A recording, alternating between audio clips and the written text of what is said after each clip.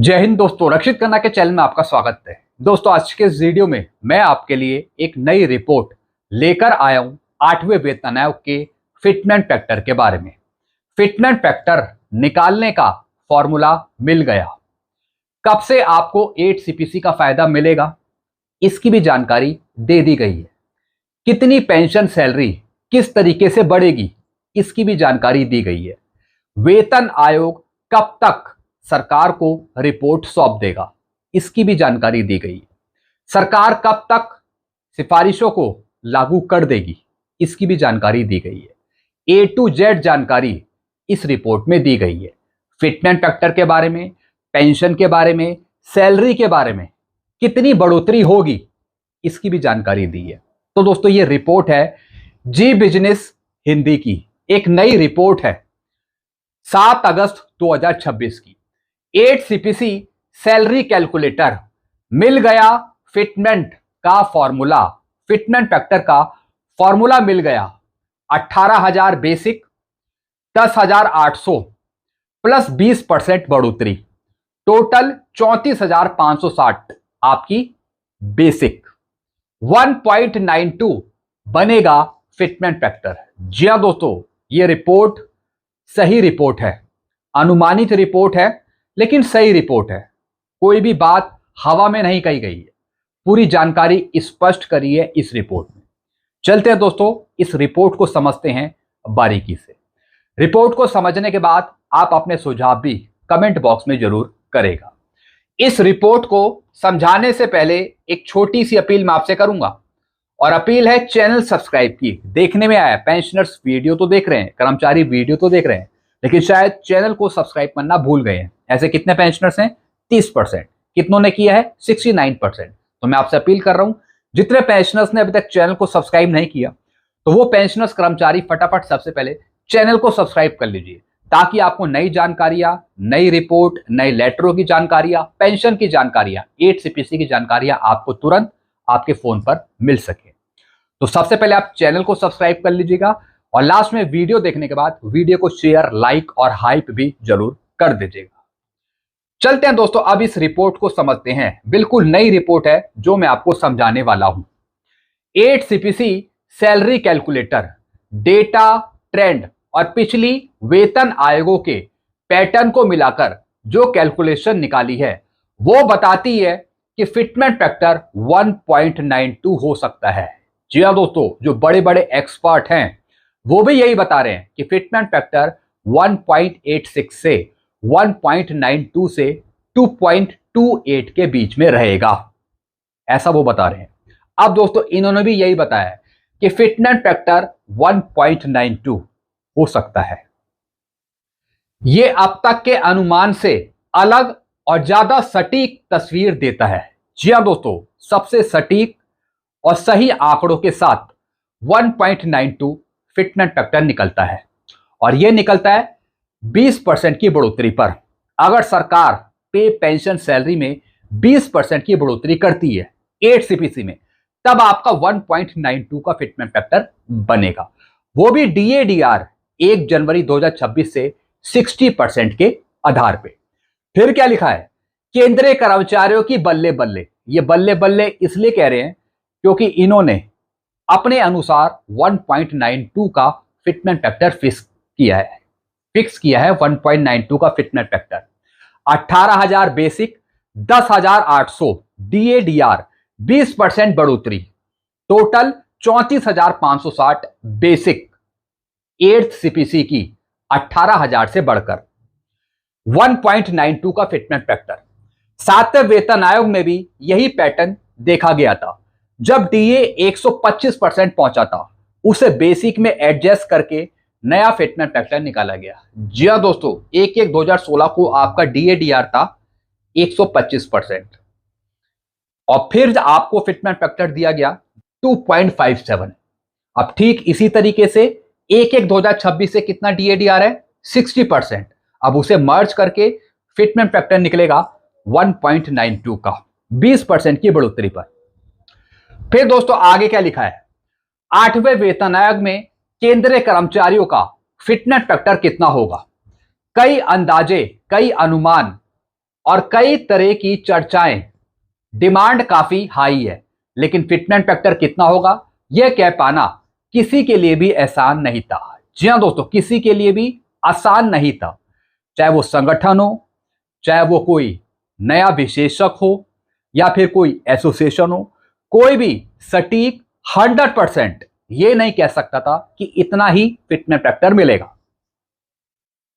फिर क्या लिखा है, हालांकि महंगाई भत्ते 60% ने यह तय कर दिया कि फिटमेंट फैक्टर 1.92 गुणा होगा। जी हां दोस्तों, 60% DADR आपको अभी मिल रहा है आपकी पेंशन में, सैलरी में, जो यह बताता है कि 60% के आधार पे 20% की बढ़ोतरी पर फिटमेंट फैक्टर आपको मिलेगा 1.92 का।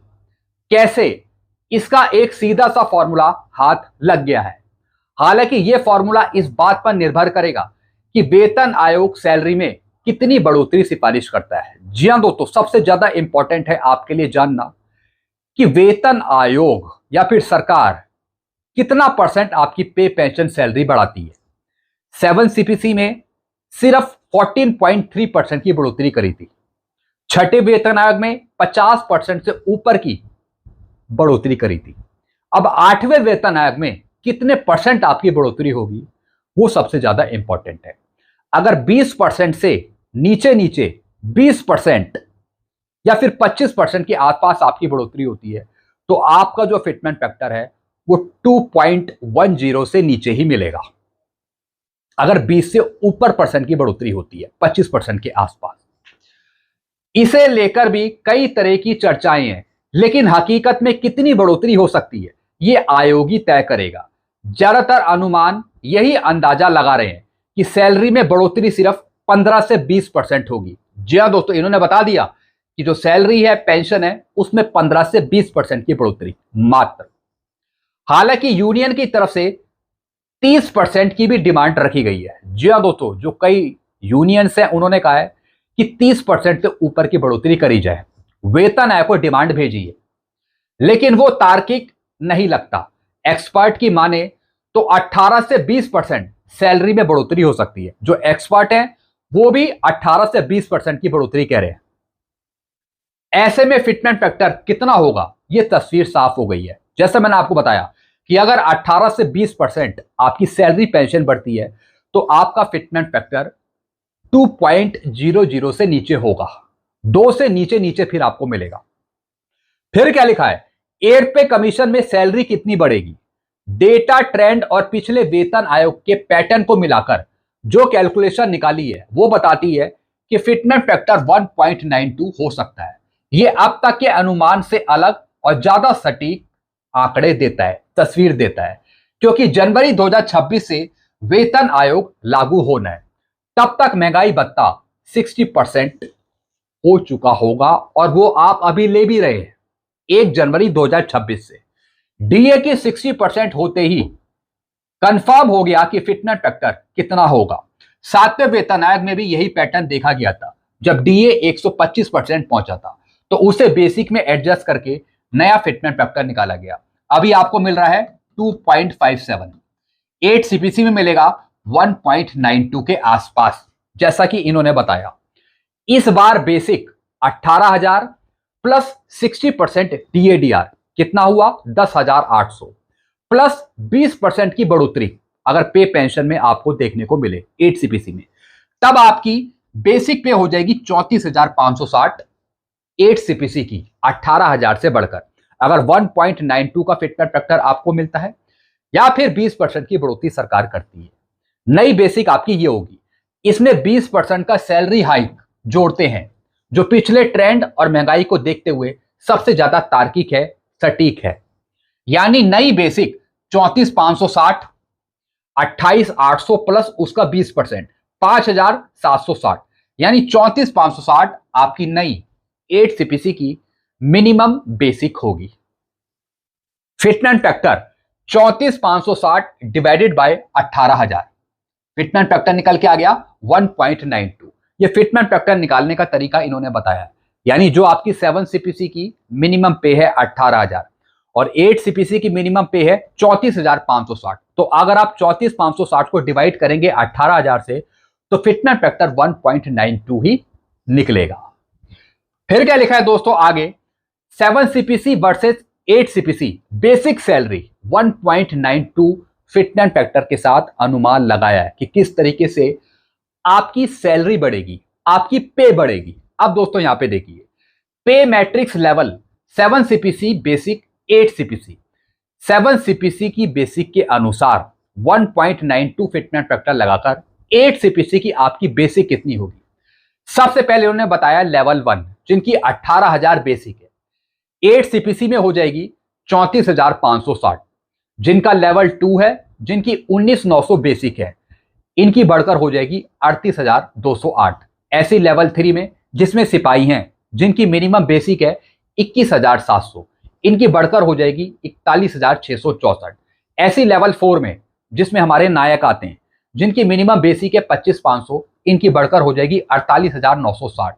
ऐसी लेवल 5 हवलदार की 29,200 से बढ़कर हो जाएगी 56,064। ऐसी लेवल 6 नायब सूबेदार या फिर ऑनरी नायब सूबेदार, जिनकी 35,400 मिनिमम बेसिक है, इनकी बढ़कर हो जाएगी 67,968। फिर ऐसी लेवल 7 जो हमारे सूबेदार हो गए, 44,900 जिनकी बेसिक है, इनकी हो जाएगी बढ़कर 86,208। ऐसी लेवल 10 जिनकी 56,100 है, इनकी हो जाएगी 1,07,712। यानी फिटमेंट फैक्टर 1.92 देने के बाद जो आपकी मिनिमम पे है वो बढ़कर इतनी हो जाएगी जो मैंने आपको यहां पे समझाई। फिर क्या लिखा है, ऐसी लेवल 13 जिनकी 1,23,100 बेसिक है, 7 सीपीसी की मिनिमम, इनकी हो जाएगी 2,36,352। ऐसी लेवल 18 का 2,50,000 है, तो इनकी 4,80,000 के आसपास पहुंच जाएगी। ये सभी आंकड़े 1.92 फिटमेंट फैक्टर के अनुमान पर आधारित है। जैसे मैंने आपको बताया 1.92 का फिटमेंट फैक्टर अगर मिला तो इस तरीके से आपकी बेसिक होगी।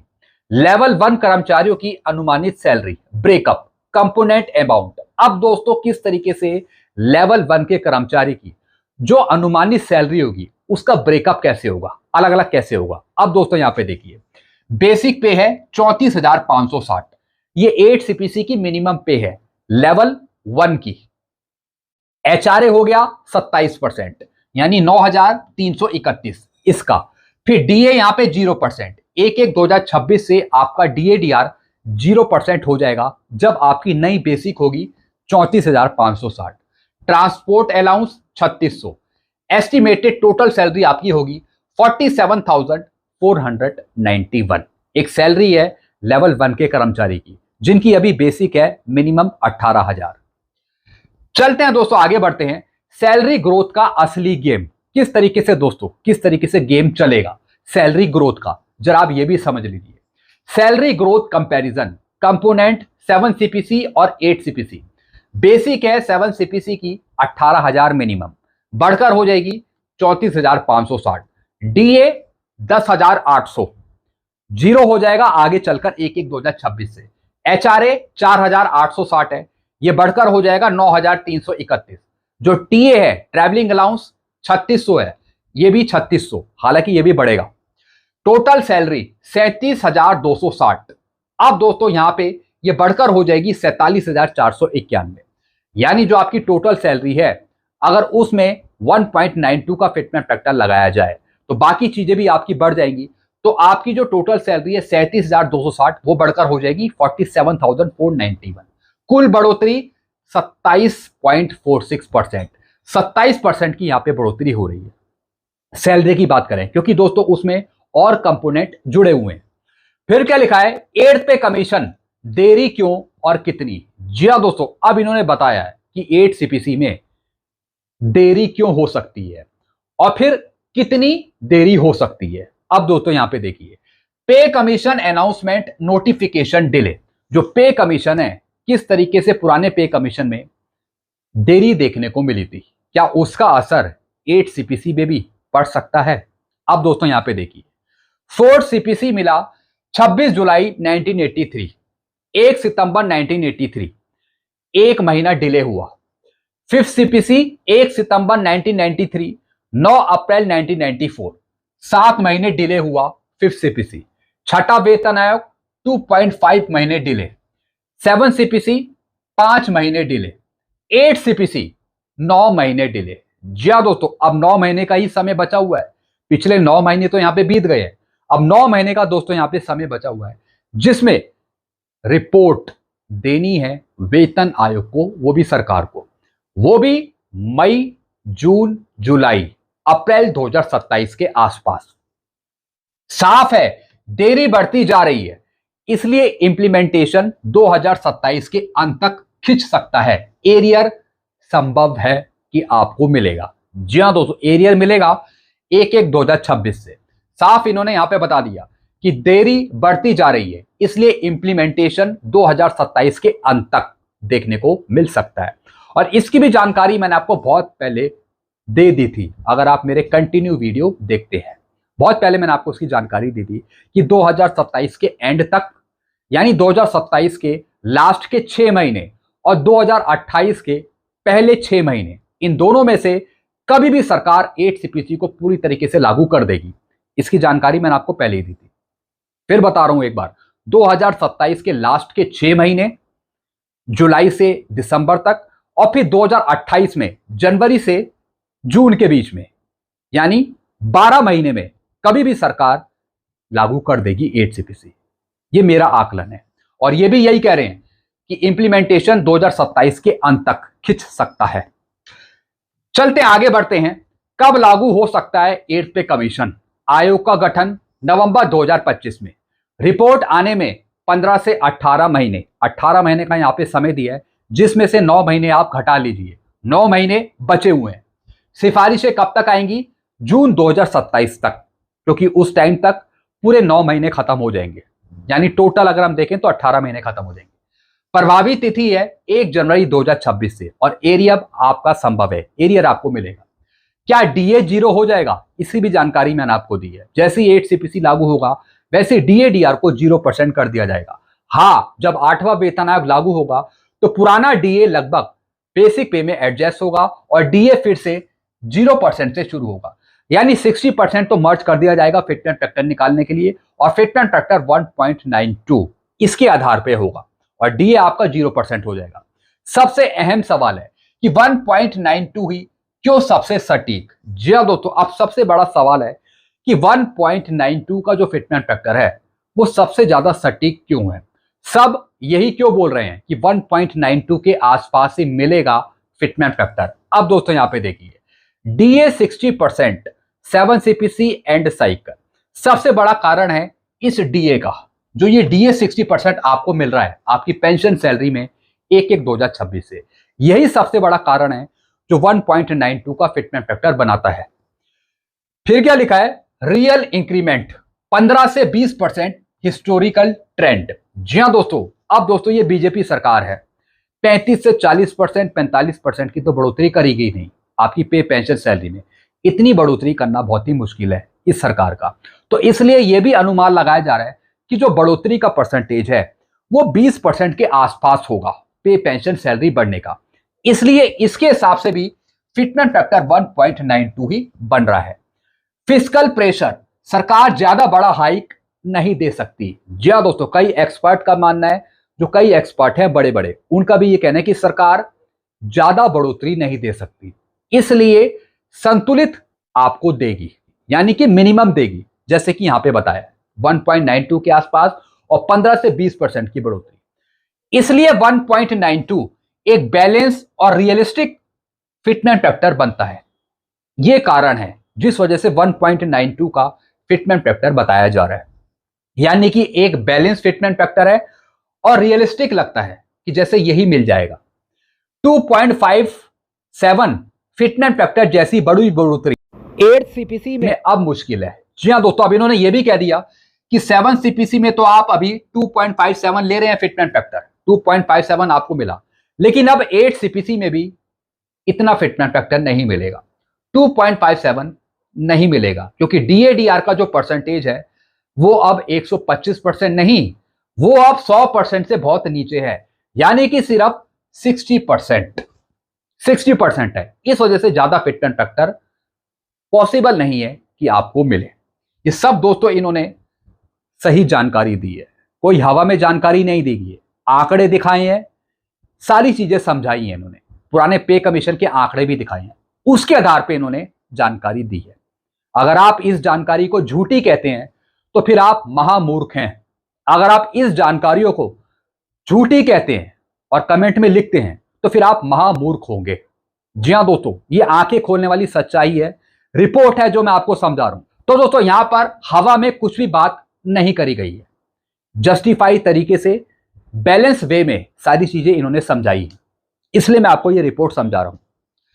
फिर दोस्तों आगे क्या लिखा है, 8वें वेतन आयोग तारीख तय, फायदा लेट क्यों?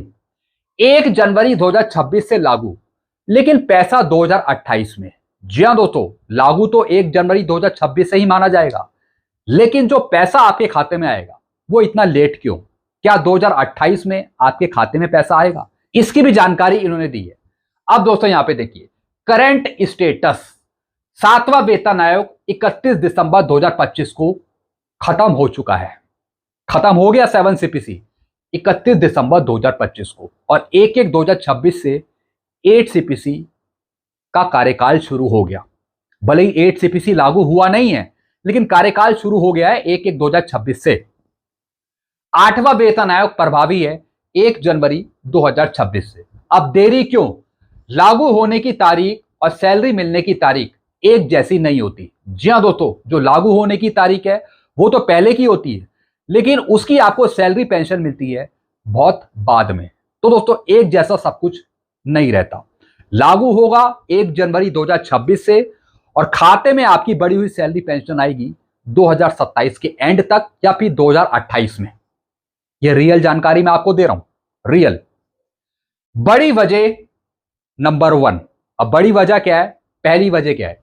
वेतन आयोग की रिपोर्ट बनने में 18 से 24 महीने लगते हैं।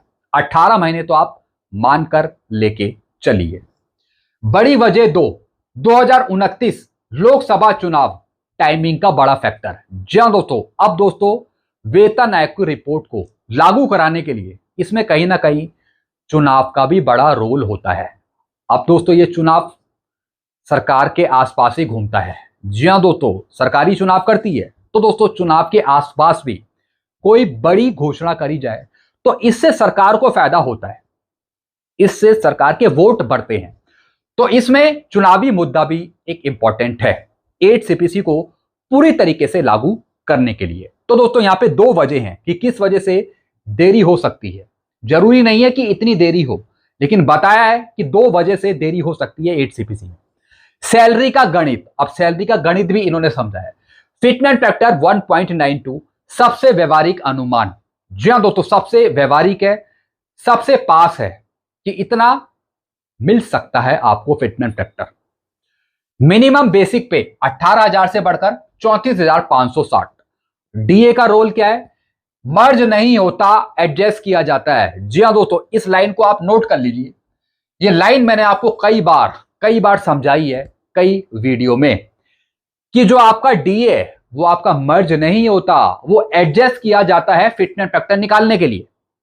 जिस तरीके से 125% डीएडीआर को मर्ज नहीं किया, उसे एडजस्ट किया गया बेसिक में फिटमेंट फैक्टर निकालने के लिए, ठीक इसी तरीके से 1/1/2026 से जो आपको डीएडीआर मिल रहा है 60%, वो मर्ज नहीं होगा, और सरकार ने अभी तक उसे मर्ज करा भी नहीं है। आप ये देख रहे होंगे कि सरकार ने ना ही 50% को मर्ज करा और ना ही 60% डीएडीआर को मर्ज करा, कुछ मर्ज नहीं किया। अब दोस्तों ये मर्ज नहीं होगा, ये आगे एडजस्ट होगा फिटमेंट फैक्टर निकालने के लिए। ये है सही बात। अगर आप समझते हैं तो बहुत अच्छी बात है। वैसे कई पेंशनर्स कमेंट करते हैं जिनको कुछ जानकारी नहीं है, वो तो मुझे कहते हैं कि आप तो झूठे हो, झूठी जानकारी देते हो, झूठ बोलते हो हमेशा। ऐसे पेंशनर्स के लिए मैं क्या कहूं? हो सकता है कि उनकी जो बुद्धि है वो सटिया गई हो, क्योंकि एज के अनुसार आदमी सटिया जाता है, तो शायद उनके साथ यही हो रहा हो। मैं हर एक की बात नहीं कर रहा हूं, मैं उनकी बात कर रहा हूं जो गलत कमेंट करते हैं, जो झूठा कहते हैं। तो जरा आप समझदार हैं। तो दोस्तों मैंने आपको यहां पे बता दिया कि मर्ज नहीं होता, एडजस्ट किया जाता है फिटमेंट फैक्टर निकालने के लिए। अब आप ये मत सोचिए कि आपका डीएडीआर को मर्ज कर दिया जाएगा और आपकी पेंशन सैलरी बढ़ा दी जाएगी। सिर्फ ये डिमांड रखी है कि मर्ज कर दिया जाए 8 सीपीसी से पहले, लेकिन सरकार ने अभी तक मर्ज नहीं करा। मर्ज नहीं होता, एडजस्ट होता है फिटमेंट फैक्टर निकालने के लिए। 5वें वेतन आयोग में मर्ज कर दिया था, वो बात अलग थी, लेकिन 6 सीपीसी में 7 सीपीसी में सरकार की तरफ से ऐसी कोई सिफारिश नहीं है जिसमें डीएडीआर को मर्ज किया जाए। तो दोस्तों अब जो भी आपको मिलेगा बढ़कर वो अब 8 सीपीसी में मिलेगा। फिर क्या लिखा है, नई सैलरी लागू होते ही डीए मीटर 0% से शुरू होगा। इसकी भी जानकारी मैंने आपको दी है। डीए कैसे एडजस्ट होता है, पुराना बेसिक प्लस पुराना डीए प्लस महंगाई का असर, फिर नया पे मैट्रिक्स। इस तरीके से दोस्तों डीए को एडजस्ट किया जाता है, यानी पुराना बेसिक लिया, पुराना डीए लिया और फिर महंगाई का असर उसमें जोड़ दिया, फिर नया पे मैट्रिक्स बनाकर यानी कि फिटमेंट फैक्टर निकाला जाएगा, फिटमेंट फैक्टर आपको दिया जाएगा एडजस्ट करने के बाद, और फिर नई पे मैट्रिक्स लागू कर दी जाएगी 8 सीपीसी की। इस तरीके से डीए को एडजस्ट किया जाता है। फिर बता रहा हूं, मर्ज नहीं होता, एडजस्ट होता है फिटमेंट फैक्टर निकालने के लिए और पे मैट्रिक्स देने के लिए।